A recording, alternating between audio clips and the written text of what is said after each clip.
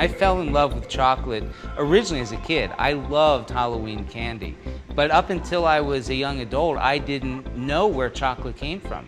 And so I volunteered as a conservation volunteer working with Kekchi and Mopin Mayan indigenous cocoa farmers. And there were howler monkeys, and we had this whole adventure in the rainforest. My curiosity was off the hook. I'm Joe, founder and CEO of Theo Chocolate. I'm Deborah, Vice President of Sales and Marketing for Theo Chocolate. My entire life I've been a daily chocolate eater, but I think it really wasn't until I got to know Joe that I started to understand the depths of the story of chocolate and all of the social and environmental issues surrounding chocolate. I think it has special powers. After my experience in Central America, I saw that social and environmental degradation were really business problems, and I wanted to help save the world by making chocolate. And I got into the cocoa industry, importing cocoa beans, and then working with manufacturers to make chocolate. And we were doing organic chocolate here in the United States and in Europe. But after doing that for several years, I saw that it was most important to control the brand and the message, control the manufacturing from the bean all the way to the finished product, and the supply chain. Because if I could build a vertically integrated business, I had the best opportunity to affect every part of the business and really create lasting change.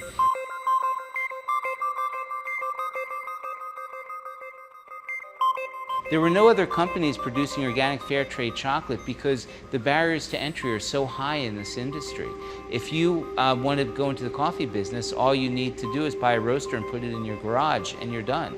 Chocolate is a very complicated product to make, so the majority of chocolate is made by only about 12 companies in the whole country, and they're doing such large volume that they control not only the manufacturing but distribution, and they have extreme leverage on the producers. We're really interested and care deeply about where all of our ingredients come from.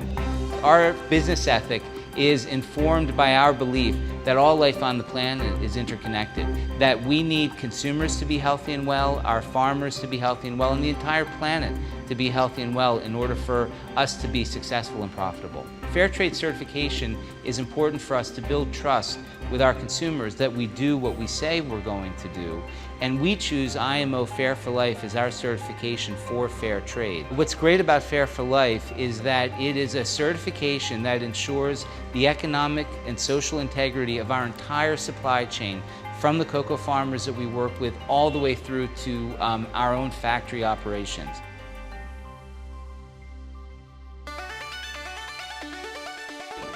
I don't consider myself a whistleblower as much as, well, let me put it this way, the industry considers me a nuisance. What really we're doing is trying to give an alternative to practices that have contributed to social, economic, and environmental degradation. The average cocoa farmer earns less than $1 a day for their entire family, and they have very little options in cocoa growing regions to sell other cash crops. And as a result, they're beholden to an industry that is very oppressive. The cocoa price has been so low compared to the costs of their production that in West Africa, cocoa farmers have had to resort to slavery. One of the benefits of fair trade for cocoa farmers is that it's a transparent negotiating system that allows the farmers to improve the quality, which in turn delivers a much better price to them on the farm. So we see this as a truly holistic approach to not only the products that we make or accessing certain kinds of customers, but really creating a profitable business model that is having a beneficial impact on us and the planet. Theo for me is an example of what Joe and I envision as enlightened capitalism. We're the only organic fair trade certified bean to bar chocolate factory in the United States, which is pretty exciting. So I like to say that we're trying to define the intersection of artisan world-class chocolate making with sustainable practices. I like to say it's doing good while doing well. And so what that means is that we see ourselves as a triple bottom line company, which means we value people, the planet and profit in equal measure. And none of those things suffer at the expense of something else. One of the most important steps that we've taken to hold ourselves accountable in terms of the way that we treat our own employees is we recently underwent IMO certification for our own factory. So what that means is that we hold ourselves accountable to the same fair trade standards that our farmers undergo. So we're subject to the same kind of scrutiny. But the reason that's so important to us is because we're very committed to transparency at every level of our supply chain.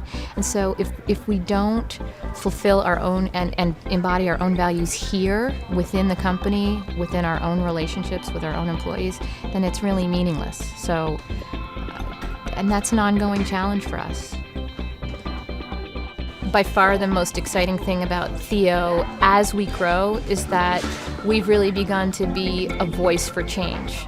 As we've developed a really loyal following for our products and the story and the work that we're doing in the developing world, it's given us a certain amount of credibility in terms of what we think is necessary for change and finding platforms to share that with people in really meaningful ways. For me, that's really, really exciting.